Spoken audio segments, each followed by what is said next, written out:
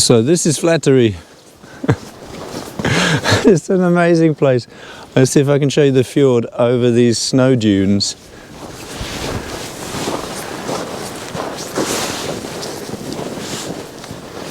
Mountains, seaside,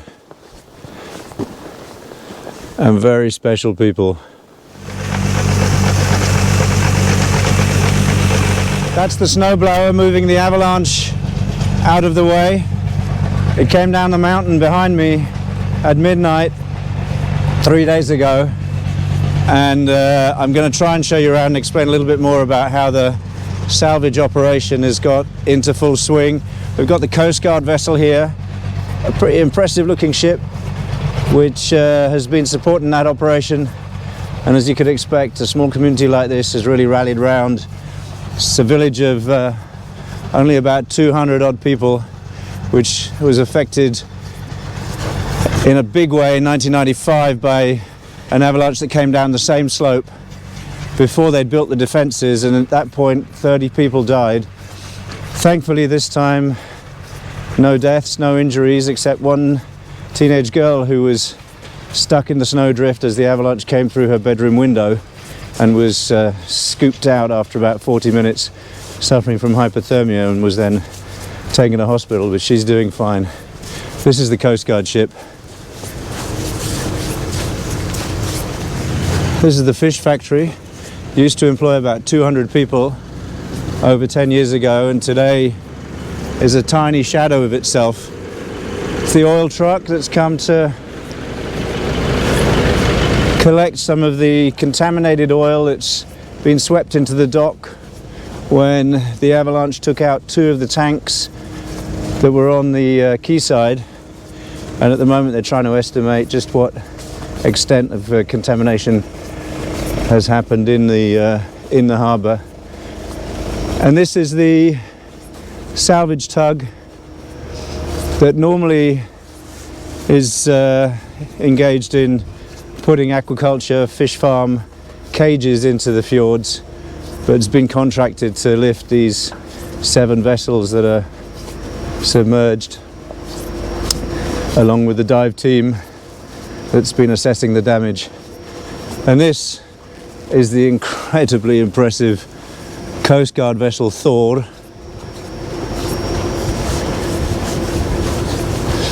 It has a team of doctors on board, it has a medical unit, it has a generator to supply power to vessels and villages that are cut off.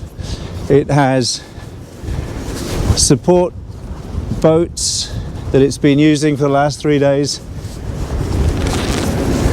And this ship apparently was operating in the Med for the EU over the last few years when it wasn't engaged in any operations around Iceland, helping migrant boats and picking people out of the water in between North Africa, Italy and France. But it's back here now in Flateyri, serving its purpose. It was brought into Westfjords about 4 days ago, just in case anything happened, and a day after it arrived, these 2 avalanches hit. One's been estimated at about 200,000 cubic meters that came down the mountain at 200 kilometers an hour, and the other one a similar kind of volume, making them equally as big as the avalanche that hit in '95. But because they built the defenses over there after that earthquake, it's been pretty much proven to have worked, although there'll be some assessment, no doubt, of how it was that it came to cause so much damage. Avalanche came down there and another one down there and avoided the A-frame defense wall that's about 20 meters high in some places, so it did its job. We're going to wander down there and see, because I think they're going to lift one of the boats.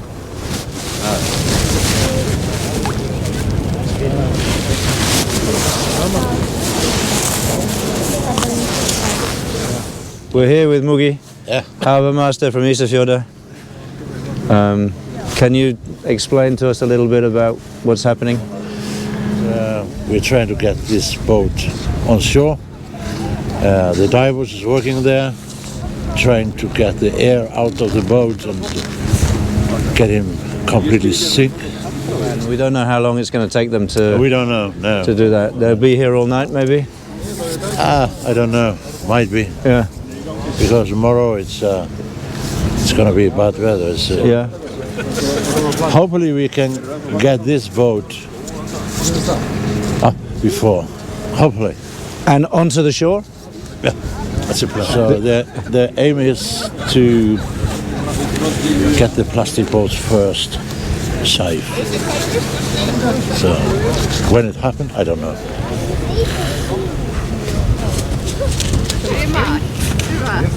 So I'm here with Gumbi, who lives in Flateyri and works also for the road administration. So you experienced the avalanche in '95. Yes.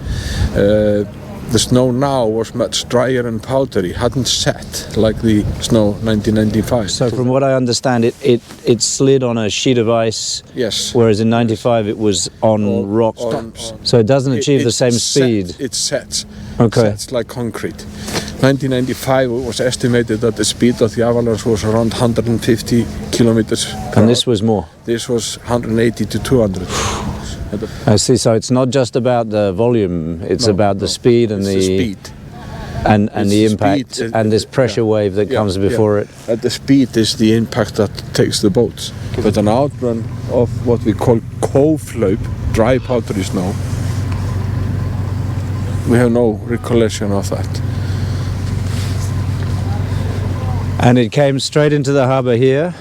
High tide, so the boats were sitting very high at the harbour. So they were more exposed. So they were more exposed. You see that they are lifting up Blossi, which is about a 10-ton fiberglass boat, which in its size, in the total of Iceland, was the boat with the highest catch of fish last year. Oh my goodness, and that's one of the ones that's been sunk? Yes. Right. Expert people own it. Right. Captain is one hell of a guy. He knows where to fish. And now he has... and now everything... He has no income. Boats that have suffered such forces as an avalanche like this, trusting the hull and things to be okay, that has to be looked at very carefully. It can have made the boats not seaworthy or safe ever again. So they're unlikely to go back to sea. I mean, it's hard to say. It's too early to decide, but... And then either the one that is here upside down, was just from back home from a dry dock and repainting and redoing. It's just been repaired. Repaired, ready for the winter and the coming season. It's like being beaten down to the floor, but we stand up quickly again. Yeah. And everybody's come together to... Yeah, it's a very tight community. Yeah. And people take care of each other. Yeah. And the tightness of the community even grows with things like these. We're just more powerful afterwards. That's and determined to keep on. In the spirit of Icelanders.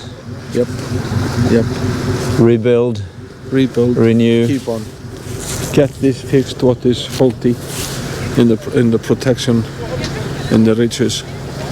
That will be fixed. That is possible. So we'll keep on. Fantastic. Thanks, Gumbi.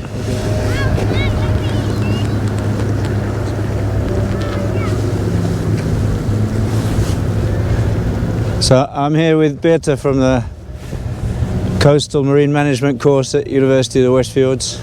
That's the first time you've seen these wrecks.